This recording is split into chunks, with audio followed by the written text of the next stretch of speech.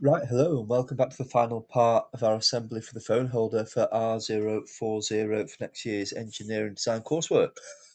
Today we're going to be looking at putting all our parts into an assembly, and then I'm going to show you how you'll probably want to lay this out when it comes to actually producing the coursework for the document. So what you're going to do, first thing is you're going to click on this plus button at the bottom, and you're going to go up to create assembly. Now, if you've already got an assembly tab at the bottom here, you can just click on assembly one and you can just start working on that. So last time, or in the previous two sessions, we have made four unique parts.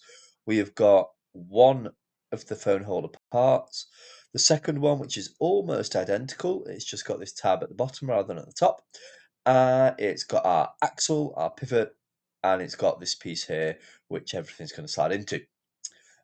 So you're going to jump into the assembly. The first thing you're going to do, you're going to click Insert. And all you're going to do is you're going to pick one part, two parts, and then I can add these two parts individually, or because I've done them on the same part studio, I'm just going to click on them and bring them in together and click the tick. So now what I've done is I've got all four unique, all four parts in my part studio. In fact, what I also need to do as well, don't I, is I need to just add another one of these in because I've got two of these identical parts. Okay. Now, I need to start putting this together, and the way we're going to start doing this is we're going to use something called mates, which is these buttons at the top in your assembly view, assembly studio. And what this does is this constrains things, this allows things to move in different ways, it sticks things together so that it can move appropriately and in a realistic fashion. So, first thing I'm going to do is my two identical parts. I'm just going to move these over here so I can clearly see them.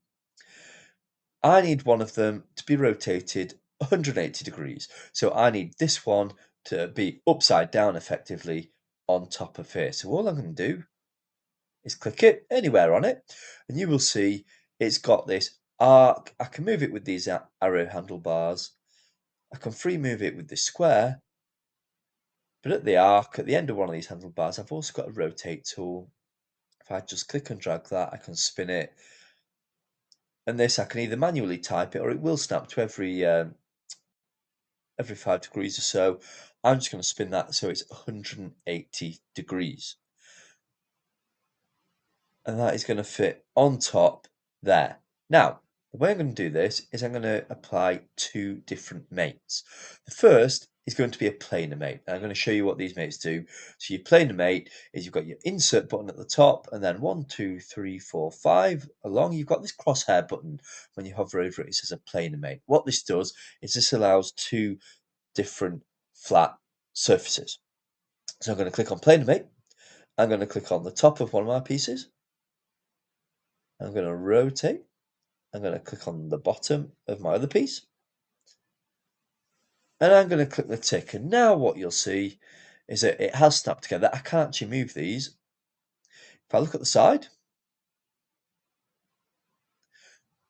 I can move it across. And if I actually click on this view, I can move it across in two directions. So vertically and horizontally. However, you will notice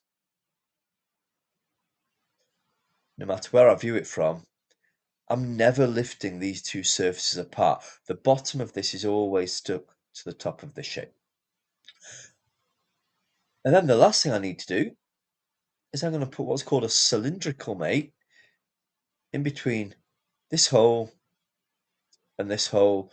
And all that's going to do is that's going to allow the holes, and that's going to A, fix them in the correct position in relation to each other, and B, it's going to allow rotation around this hole. So all I'm going to do is click the button next to my planar mate,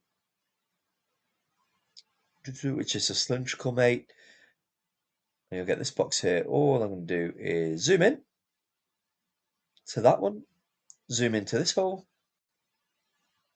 click the tick. You should see they've snapped together. If I right click on one of my bits, press fix, that just means I can't move that. That's fixed in place, that's anchored. If I move the other piece, It's going to be able to spin around and it's going to allow that range of motion. Okay, next. It doesn't really matter what I'm going to do. I think I'm going to add this piece, and again, I'm going to add a planar mate and a cylindrical mate. So first thing I'm going to do, add my planar mate. I'm going to fasten this to the top of my axle, the cylinder, and the top piece of my design of my pivot. Zoom in, careful not to snap it to one of these things. I'm just going to click in this free empty area here. Click tick. I'm just going to move this away. And again, wherever I move this, you'll see that these top surfaces always remain aligned. And all I'm going to do again, add a cylindrical mate between the inside of this hole and the outside of this pivot. Click my tick. You'll see it might separate out a little bit. As soon as you click the tick, it's going to all snap back together. And this will rotate, but you can't see it because it's a perfect cylinder. And this is just going to carry on rotating around. Okay. Now, what you need to do for this bit is you need to vaguely line these up with the direction that they're going to slot into these holes. So they're facing the wrong way for the minute. So all I'm going to do is jump on my top view. I'm going to click or select these two parts just by clicking and drag them, or by clicking them in the left-hand toolbar. Click on my toolbar again, my arc, my handlebar, and just rotate them round. I'm going to do it by exactly 180. It doesn't matter if it's not exact, so long as they're about facing the right direction.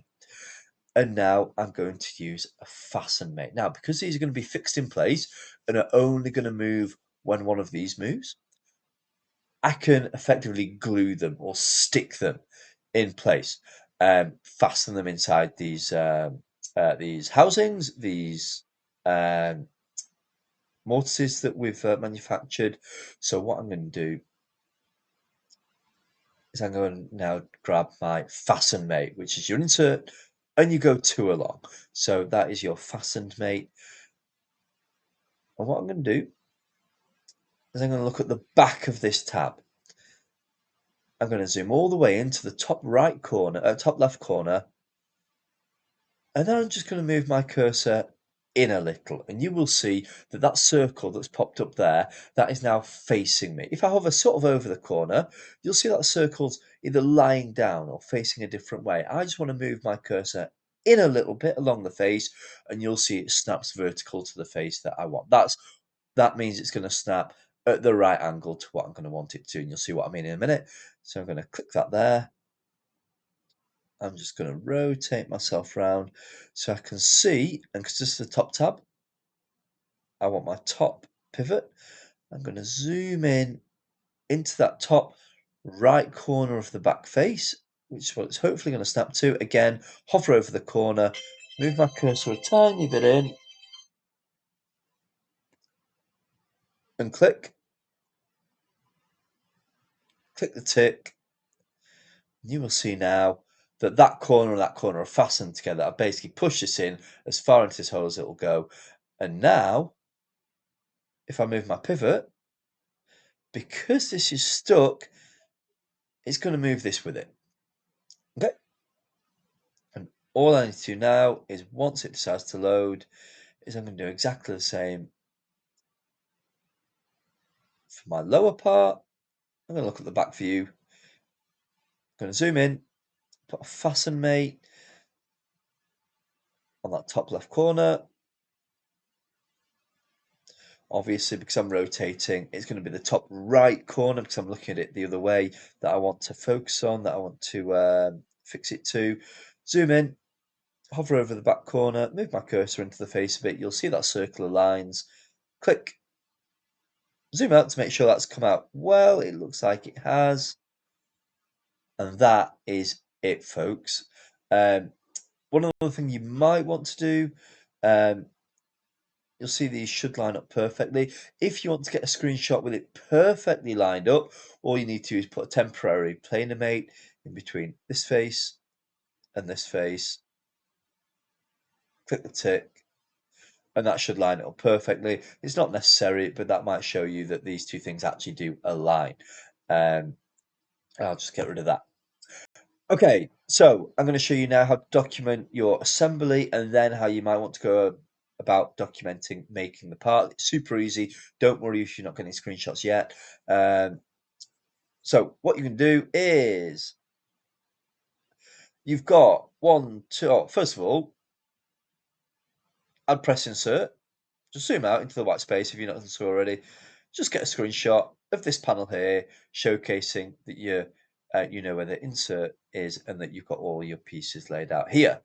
Second of all, I would get a screenshot of you right-clicking this piece here and fixing it down. That just shows that you've used another feature of the assembly, that you've fixed that piece, that you've anchored that so you can't move it.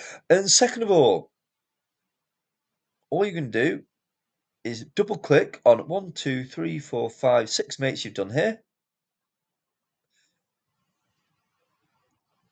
Zoom into where that mate's highlighted.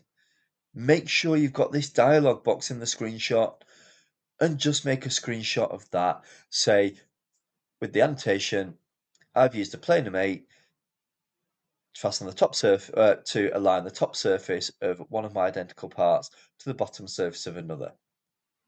Next, cylindrical mate.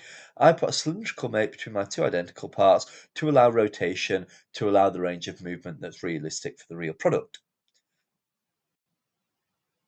And then the same for the axle. And then the same for the fasten mate. I've used a fasten mate between my phone holder and the um, upper rotating part to allow one component to be permanently fixed into another. Yeah, so you're just writing a bit of annotation about all the mates you've used and about what that mate does and why it's appropriate for the actual thing you've used it for. Okay, and there you go. The second thing is if you're making a photo diary for these things, it's going to be dead easy. The first thing you're going to want to do um, for the holder parts, where it says sketch, double click, take a screenshot of that or something that looks like that, showing that you've fully constrained that sketch. And then you want another screenshot. If you double click on where it says extrude 1, get a screenshot of that, showing the 3 mil. This dialog box got all the information you need really. Screenshot that showing you've extruded it, and then maybe a final screenshot of the final piece when it's finished. For the part for this is probably a bit more complex. What you can do is grab this rollback bar here. You might have done it on one on Two Part Studios. That's fine. Or I'll tell you what you can do actually. If you just double click here, it'll roll back everything, so you just got that sketch. So, oh, screenshot of the sketch. Just double click the next thing down, which is the extrude. Get a screenshot of this box. Next thing down, screenshot of the sketch, which cuts our slot. Oh, there you go, screenshot of that. Next one down, extrude.